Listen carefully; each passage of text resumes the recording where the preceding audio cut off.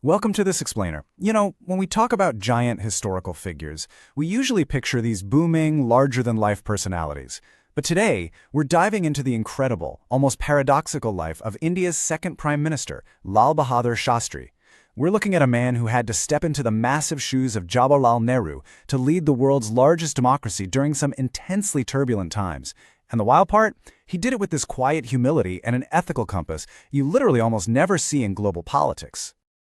Okay, let's jump right in with a quote that I think perfectly sets the stakes for who this man was. He once told the nation, "We would prefer to live in poverty for as long as necessary, but we shall not allow our freedom to be subverted." That right there, that captures the unyielding iron will hidden behind his mild-mannered persona. He was a leader who prioritized national sovereignty above absolutely everything, openly preparing his people for hardship rather than ever compromising on their independence. So here's how we're going to navigate his unlikely story today. First, the rise of a quiet patriot. Then, we'll look at his time as the Minister of Integrity, explore the revolutions and crises he managed, dive into the 1965 war and his famous slogan, and finally unpack Tashkent and his lasting legacy. Section 1. Rise of a Quiet Patriot. From Mughal Sarai to the Freedom Struggle. Born in 1904, his story actually starts with deep adversity. He lost his father to a bubonic plague epidemic when he was just 18 months old. But growing up in his maternal grandfather's household, that humble upbringing didn't blunt his drive one bit. Now, here is a super fascinating detail. Shastri wasn't actually his family name. He was born Lal Bahadur Shrivastava, but he actively dropped his caste-derived surname early on because he wanted to work for the betterment of all of society. Shastri was actually the name of a bachelor's degree in philosophy and ethics that he earned from Kashi Vidyapith, a national institution inaugurated by Gandhi. It translates to scholar, and well, the title just stuck as his permanent name. His dedication to India's independence was just totally unwavering. In 1921, literally 3 months before his final high school exams, he attends a meeting hosted by Gandhi, and the very next day he withdraws from school to join the non-cooperation movement. Fast forward to 1928, he's a highly active Indian National Congress member. By 1940, he's arrested for offering individual satyagraha. And in 1942, he's coordinating the Quit India movement straight from Anand Bhavan in Allahabad. He paid a massive personal price for all this activism, spending a staggering total of nearly 9 years locked inside British prisons. Section 2. The Minister of Integrity. Redefining political responsibility. So, post-independence, he proved to be a completely unconventional politician. Serving as Minister of Police and Transport in Uttar Pradesh, he pushed through these deeply humane, practical reforms. Get this, he was the first to appoint women bus conductors, which was a huge progressive leap back then. As police minister, he completely replaced traditional police lathis, or batons, with water jets for crowd dispersal, because he was constantly looking for non-violent solutions. He also had to manage the absolute administrative chaos of 1947, successfully curbing communal riots and organizing massive refugee resettlements. But what really sets him apart is how he handled national tragedies. You know the standard political playbook, right? Cling to power, deflect the blame. Well, compare that to Shastri. As the Union Minister of Railways following a major train accident in September 1956, he immediately offered his resignation to Prime Minister Nehru out of pure moral responsibility. Nehru refused it. But just 2.5 months later, another tragic train accident happens. This time, Shastri absolutely insists on resigning. His resignation was accepted, and it set a totally unprecedented standard for integrity in public office. Section 3. Revolutions and Crises. Feeding a Hungry Nation.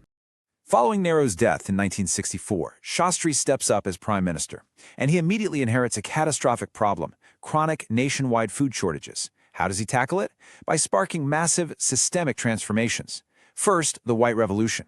He heavily supported the Amul Milk Cooperative, even staying overnight with farmers to really understand their success, which directly led to his creation of the National Dairy Development Board.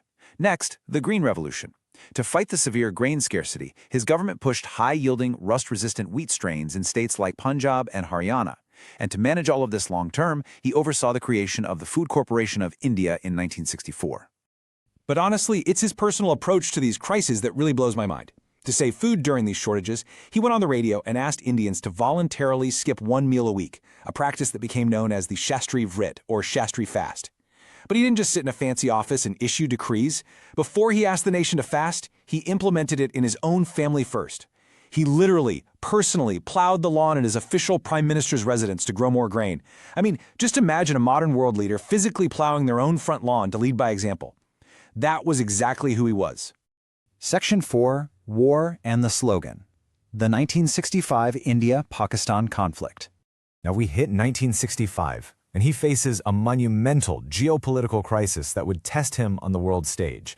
Think about this simple measurement for a second: 5 feet, 2 inches. Despite his diminutive physical stature, this mild-mannered man who typically wore a simple dhoti was about to carry the massive, crushing weight of an international military conflict. The 1965 war escalated incredibly fast. Step 1. In August, militant and military incursions kick off in the Kutch Peninsula, attempting to incite a revolt. Step 2. It rapidly explodes into a general war.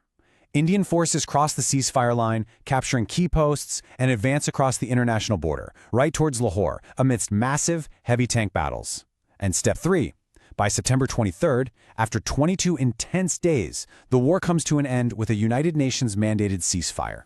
Right in the thick of this intense conflict, he had to boost the morale of two critical groups: the military defending the borders and the farmers working tirelessly to feed the nation. And so, in Allahabad, he delivers this now legendary slogan: Jai Jawan, Jai Kisan. Hail the soldier, hail the farmer. It was just a brilliant, unifying rally cry. It perfectly connected the front lines with the farmlands, reverberated across the entire country, and permanently embedded itself in the national consciousness. Section 5, Tashkent and Lasting Legacy. A mysterious end. To navigate the high-stakes peace talks, he travels to the Soviet Union. In October 1965, the warring nations agreed to a ceasefire. On January 10, 1966, at a summit organized by Soviet Premier Alexei Kosygin, Shastri and Pakistan's President Ayub Khan signed the Tashkent Declaration, officially ending the war. But then, shockingly, the very next day, January 11th, he suddenly dies in Tashkent of a reported heart attack, just hours after signing a historic peace treaty. As you might expect, his sudden passing birthed persistent conspiracy theories that are still totally unresolved today. Many of his close relatives and supporters absolutely refuse to believe it was just a heart attack, alleging foul play and suspecting poisoning. Adding serious fuel to the fire, when a right to information request was recently filed, the Prime Minister's office actually confirmed they do hold a classified file on his death, but they stated it cannot be declassified for the public. So, the mystery remains this massive subject of documentaries, films, and intense public debate in India. Regardless of the mysterious circumstances of his death, the legacy he left behind is absolutely towering. He was posthumously awarded the Bharat Ratna, which is India's highest civilian honor. Yet, despite holding immense power, he died in debt. All he owned was an old car bought on government installments, which he literally still owed money on. He strictly adhered to the servants of India's society rules, completely shunning private property. There's even a story that earlier in his career, when he was briefly dropped from the cabinet, he sat in his home in the dark because he simply couldn't afford to pay for the electricity himself. He was a true public servant until his very last breath. Which leaves us with this really profound question to wrap up on. How does a mild-mannered man who died in debt and whose final moments remain shrouded in classified mystery manage to leave such an indelible mark on the identity of a massive nation? Consider how this unlikely, humble hero prioritized integrity over power to profoundly shape modern history. Thanks for joining me for this explainer. Keep learning, and I'll catch you next time.